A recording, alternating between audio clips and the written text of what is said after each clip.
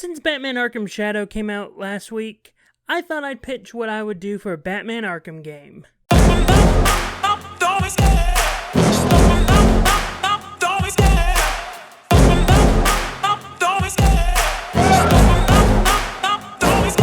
I love the chase and the hunt, and I set the pace when I'm running. I always take what I want and I always give it 100. Don't need a bank, no I'm funded. Play the game like it's nothing. I'm always thankful for something. Don't take for granted, stay humble. Now wake up, it's time to look at the enemy. Look in the mirror and he is no friend to me. Hello everybody and welcome back to Pitch This here on the MrEliMac YouTube channel. I am your host, MrEliMac, and today I'm going to be doing a first actually, because I've never actually pitched a video game story, and so I decided I'd pitch what I would do for a Batman Arkham game, because the Arkham franchise is one of my favorite video game franchises, and I just wanted to do this because I've had this idea for a while, and it is within the continuity of the Batman Arkham Universe, and it is not a prequel. Don't worry, it is not a prequel. It is set after Suicide Squad killed the Justice League, because though we may not like the game, though we may look at it and be like, oh, that is heresy, how dare you, it is still canon to the universe. And so this game that I'm pitching is set after that. And before I actually get into the pitch, I'm gonna give some backstory stuff as well, and so I'm gonna put a little timestamp up on the screen right now, and I'll even post it in the comments. That way, if you don't want to hear any of the backstory stuff, you can just go over to the actual pitch. But before I get into the backstory and the pitch, please be sure to hit the like button and subscribe to the channel. That way you can be up to date with all the videos I have here on the channel. Also, hit the notification bell. That way you can be notified whenever a new video like this comes your way. So for some of the backstory stuff, because this game is set after Suicide Squad killed the Justice League, there's a lot of stuff that I need to set forth before I actually get into the pitch of my video game. And if you couldn't tell by the title of the video, it is a Batman Arkham Beyond game, with very much set in the Batman Beyond universe and sort of that time period. And so I very much wanted to establish sort of what is happening and sort of the stuff we would discover through audio logs and some collectibles that we would do throughout the game. And also, I'm only going to be focusing on the main story. I'm not going to be worried about looking at, oh, this is a side mission over here, this is a side mission over here. This pitch is very much focusing on the main plot line that we're going to be following. But for some of the backstory stuff, after the events of Suicide Squad kill the Justice League, and after the Suicide Squad successfully defeat Brainiac, the universe that we are living in is going to be a little bit more apprehensive towards superheroes. And it's just, a lot of people aren't going to be loving superheroes anymore, because they're in their mindset, they're like, oh, if they were able to get taken over that easily by this alien, what's to say it won't happen again? So in that sort of context, the United States has increased Argus's funding, and it's basically like, hey, we're going to let you make multiple task force. Like, it's not just going to be Task Force X. You can make more of them if you want, and do whatever you want.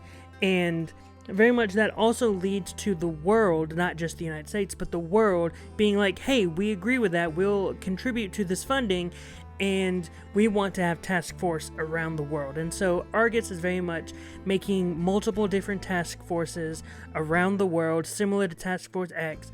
Also, they're not so much a Black Ops organization anymore. They're very much just, hey, this is sort of replacing the Justice League. It is this team, these types of teams. And this very much sees the Justice League separating ways and sort of disbanding, with Superman and Flash retiring, and John Stewart's Green Lantern going back out into outer space and being like, oh, I'm just gonna stay out there now. I'm gonna stay in outer space because it's obvious that Earth doesn't want me here anymore. And very much thinking of it as a Kingdom Come style. Like, this is sort of a la Kingdom Come, where the heroes basically retired and Green Lantern went into outer space, went away, and that's sort of the idea behind it. But also, one of the main things is that though Batman was able to get saved at the end of Suicide Squad killed the Justice League, because it was obvious that all the members of the Justice League that were killed by the Suicide Squad weren't the actual versions of the heroes that were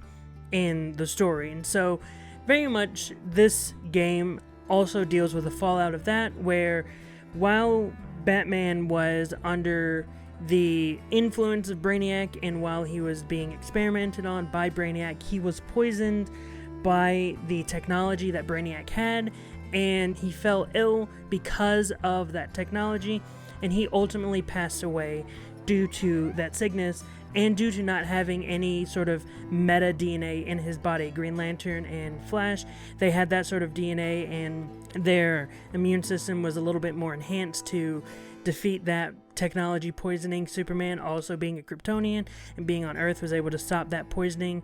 It was very much like, oh, these are the reasons why these heroes survived. Batman, because he doesn't have any advancements in his DNA, unfortunately passed away due to that sickness.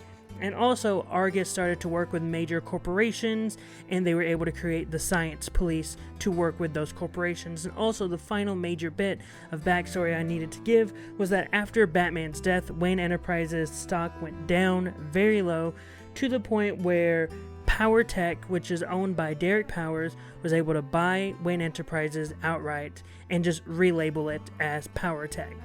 And that's the main sort of backstory that we need to mention. But now going into the actual plot of the game, we open with Terry McGinnis as an 18-year-old about to graduate high school, and he's just riding his motorcycle through Neo Gotham, so we could get a look at, oh, this is the setting of our game. This is sort of what we're going to be experiencing throughout the game. Similar to how in Batman Arkham Asylum, we see Batman driving Joker into Arkham Asylum to give us an idea of like, okay, this is the setting of the game. We are going into this location. And he's not alone when he is driving there. He's actually being chased by a group of gangsters who have modeled themselves after the Joker, called the Jokers. And he's trying to shake them, but they're able to stay on his tail. And we ultimately get to him getting stopped, in sort of like the only place he can get to is the abandoned Wayne Manor, like, destruction. Because again, Wayne Manor was destroyed in Arkham Knight, and sort of that's where we're at. And after they get stopped, we sort of start playing as Terry. We get the idea of, oh, these are the fight mechanics in the game. This is how we're going to be fighting. And after the fight scene, ultimately, Terry gets overwhelmed as a mysterious member of the Jokers that we didn't see attacks him, but then that's when we see an older individual with only one eye able to fight off the Jokers and get them to get away. And that older man also tells Terry to get out of here, wondering what he's doing, and he belittles him after Terry says, hey, thanks for saving me, but the man's like, no, I don't care, I want you out of here, so get out. Or Terry asks why the man's even there, and the man's like, look, I'm needing to take care of these remains, get out. So Terry does leave. He's able to get all the way back home to his dad's place, but that's when he starts noticing that there are members of the Science Police there taping up everything, and that's when it's discovered that Terry's dad is dead, and all that's left is painting, or different types of paint with just ha ha ha ha ha ha ha, leading Terry to believe that the Jokers did this and killed his dad. Ultimately, that would lead him to hear one of the Science Police say, well, if Bruce Wayne was here, then the guy wouldn't have died. Like, basically saying, oh, if Bruce Wayne was around, then this man wouldn't have died. And Terry, hearing this information, goes all the way back to Wayne Manor. He jumps the fence, he gets into the remains of where it was, and he ultimately finds a way into the Batcave. And when he's going through the Batcave, he's looking at all these different suits that exists throughout the games, from the Arkham Origins game to the Suicide Squad Kill the Justice League game, like all those suits. But ultimately he sees another suit with a red bat emblem, which is the Batman Beyond suit, and he gets the suit and he goes and searches for his father's killer. And this is sort of where we get some of the Batman mechanics of, oh, we're seeing sort of detective vision, but more an enhanced version because of the suit. We're seeing an enhanced version of the comm system, and even as he is going to look for it, he's able to fight off some of the members of the Jokers as he's doing his investigation, and he's noticing that he has some enhanced strength because of the suit. And so for the first major boss fight in the game, it is against a member of the Jokers called Terminal, who is sort of looked at as the de facto leader of the Jokers. And they have this boss fight, and Terminal is very much, after he's defeated, saying, look, I don't know anything about this. I don't even know who you are. What is happening? I don't know. The Jokers didn't have anything to do with this guy's death. And after the boss fight, he'd start hearing a voice in his ear, and that's when it would be discovered that it would be the old man, the one-eyed man, and because the Batsuit automatically identifies each person's voice when they're getting talked to, it would reveal that this one-eyed man is Dick Grayson. Dick Grayson would very much serve as the Bruce Wayne analog in this version of the universe, since Bruce Wayne has been killed due to illness. And also, I want to explain why I chose to kill Bruce Wayne as well. It is because when I think of an old Batman for the Batman Beyond universe, I think about Kevin Conroy, and so since Kevin Conroy has passed away, I couldn't will myself to find a different actor to play Batman in this universe. Even though Roger Craig Smith is playing Batman and younger Batman, I couldn't will myself to go like, well, maybe I could get Roger Craig Smith. So instead of just doing any of that, I just was saying, okay, I'm just gonna have Batman die, have him be not around, and just have it be Dick Grayson instead. Because I also wanted to make sure that it was someone that was still alive in the Bat family. And in Suicide Squad Kill the Justice League, they imply that Tim Drake has died. That Bruce Wayne or Batman killed Tim Drake. So I couldn't make it Tim Drake, so I just made it Dick Grayson instead. And so Dick Grayson would be adamant, like, hey, you need to bring the suit back. The suit's not yours. Bring the suit back. But Terry would be very adamant as well. Like, no, I'm going to try to find the person who killed my dad. And Dick is like, all right, I understand what you mean. I understand this feeling. And look, we'll go find the person who killed your dad. But that's it. You got to bring the suit back afterwards. And so throughout this first act, we go through the missions of trying to find who killed Terry's dad, when it would ultimately be revealed that it was Derek Powers who was responsible. And so we would go over to Power Tech, where they're at a chemical facility where it's just Derek Powers and Mr. Fix, and then there'd be a boss fight between Terry and Mr. Fix where Terry would get the upper hand, and then there would be a moment where Derek Powers would fall into a vat of chemicals, seemingly dying, and it would be stronger chemicals than the one that Joker fell into, and ultimately Terry would leave the scene before the science police would arrive. However, out of the chemicals, a glowing green hand would emerge, creating a new threat. And that would sort of be the end of Act 1 of the game. And then for Act 2 of the game, it would be Terry starting to help people as Batman. Like, it would just have smaller missions of him like, oh, hey, we gotta go save this person. Similar to the missions that Spider-Man would have throughout the Spider-Man games. It's like, oh, Spider-Man's gonna go save these people. And so for that moment, I wanted to have something similar to get the people to start rooting for Batman again. To be like, oh, Batman's back and he's doing some good things. It's not like that moment in Metropolis with that Brainiac invasion. And so with all that, the notoriety of Batman would start coming out, and then that's when the people of Argus would be like, hey, this is our territory. This is what we're supposed to be doing. We're supposed to be protecting the people of Gotham and the world. Let's send one of our task force out there to stop this Batman. And the members of this task force would be Ink, Shriek, Armory, and Spellbinder, all villains from the Batman Beyond cartoon show, and they would sort of serve as the main antagonists of this act. And Batman would be fighting some science police, he'd be fighting all of them in boss battles, and then to end, and again, throughout the second act, it would be him fighting off against these characters individually and gaining more trust from the people in Neo Gotham. Even Dick would be surprised at the amount of support he would be getting, and he would even tell Terry that this reminds him of when Bruce was at his prime, about the amount of support that he was getting from the people. And so this act would ultimately end with Terry defeating Ink, who would serve as the final boss in this act. There would be multiple boss fights again, and Spellbinder would sort of be like that Scarecrow type boss fight. That's why I put him on the team. And this act would end with the science police circling around Terry, being like, no, we got you now, we're gonna stop you. But then that's when a green glow would start emanating behind them, and all of them would turn around and discover Derek Powers, but looking monstrous. And they would all try to attack him, but Powers would easily kill them all, and Dick would basically be like, Terry, get out of there now. And so Terry would book it out of there, and it would just end with Powers screaming at Terry like, I'm gonna get you, Batman. And so the final act would be dedicated to Powers wreaking havoc on Neo Gotham, sort of creating different versions of himself, but like weaker versions. That way they'd be easy for you to fight. And it would get to the point where Powers would even go on a camera and saying he's going to be a blight on Batman, getting the name of Blight to Derek Powers. And it would have Terry going to the Batcave and telling Dick that he doesn't know what he's doing. He doesn't know if he'll be able to beat Blight. He doesn't know if he's able to do any of this.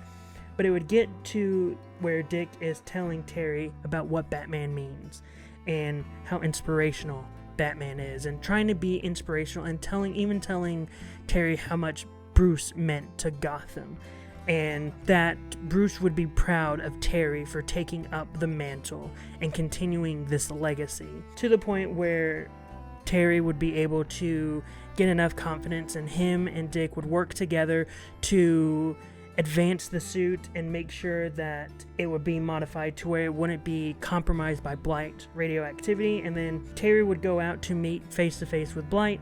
He would fight different enemy types, like big ones, small ones, like some that are long distance. And you would even see Terry working alongside the Science Police to take out the Blight enemies, and show like the Science Police going, maybe we were judging him too harshly. Maybe Batman is good for Gotham. Maybe we're the problem. Maybe we are the villains. But it would ultimately get to the point where we'd get a final boss fight between Blight and Terry. They'd be going different mechanics and stuff. I'm not a big mechanics person in video games. I'm more of a story person, so I don't know what the mechanics would look like. But it would ultimately, after the boss fight, it would end with Blight's powers slowly depleting, getting to the point where he can't really do anything.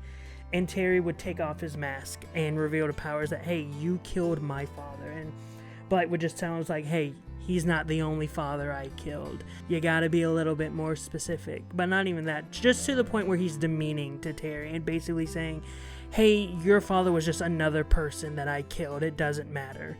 And it would get to the point where Blight is prepared to get killed by Terry through revenge. But then Terry, after finding one of these from one of the boss fights from prior, would have a collar that he would put around Blight to fully dampen the powers that Blight had.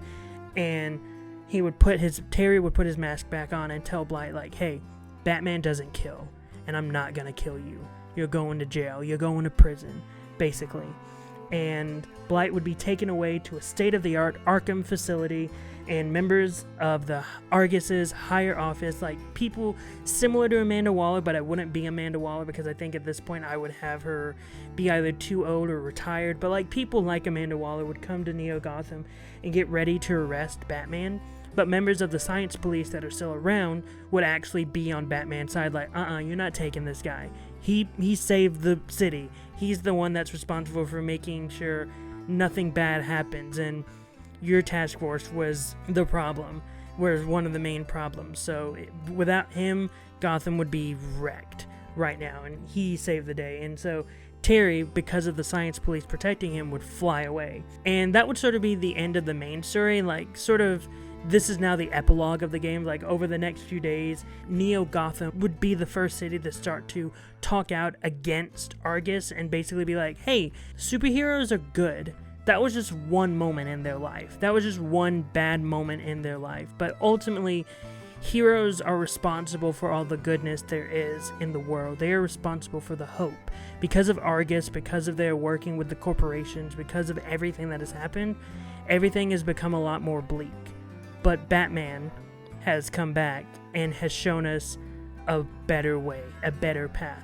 Though he is a member of the dark, though he is a member of the shadows, he has brought light from the shadows. And one of the main people that would be speaking out against Argus would be the newly elected mayor of Neo Gotham, Barbara Drake Gordon. And that's how I put Barbara Gordon in the film. Again, it's Barbara Drake Gordon because she married Tim Drake at the end of Arkham Knight. But anyway, it would fully end with Terry sort of standing on a gargoyle in his suit, and he would just be jumping and start flying off into the distance, continuing his adventures as Batman in this Arkham universe. And that is my pitch for a Batman Arkham video game, aka Batman Arkham Beyond. what are your thoughts on the pitch? I know a lot of people wouldn't like that I'm still referencing Suicide Squad Killed the Justice League in this universe, but again, for me, that is still canon to this universe, and so I want to continue that canon. Also, I know like having Dick Grayson instead of Bruce Wayne in this position may not be the greatest, but again, I didn't want anyone other than Kevin Conroy to play older Bruce Wayne, and so for me, not having Kevin Conroy just didn't feel right in my personal opinion. But yeah, I very much think that doing a Batman Arkham Beyond game or a Batman Beyond game would be the next best step to take for this universe. I know that Camouflage and WB Montreal were very dedicated to like the prequel side of things, like, oh, what happened to Bruce before Arkham Asylum, and let them keep doing that. But for Rocksteady, and it's very obvious that not a lot of people like Suicide Squad Kill the Justice League, and maybe this is what we could do to alleviate that. Make a Batman Beyond game, and maybe have that be the way we continue the story, and hopefully make it a strong story that people go, oh yeah, this makes up for Suicide Squad Kill the Justice League. I don't know, this is just me saying things, but yeah, this is what I would do for a Batman Arkham video game. But what were your thoughts on the pitch? Did you like it? Did you hate it? Were you indifferent to it? Whatever your thoughts, post them in the comments down below. Also, again, don't forget to hit the like button and subscribe to the channel. That way you can be up to date with all the videos I have here on the channel. Also, hit the notification bell. That way you can be notified whenever a new video like this comes your way. But until then, I've been Mr. EliMac. You've been the audience, and I hope you all remember to have a great rest of the day.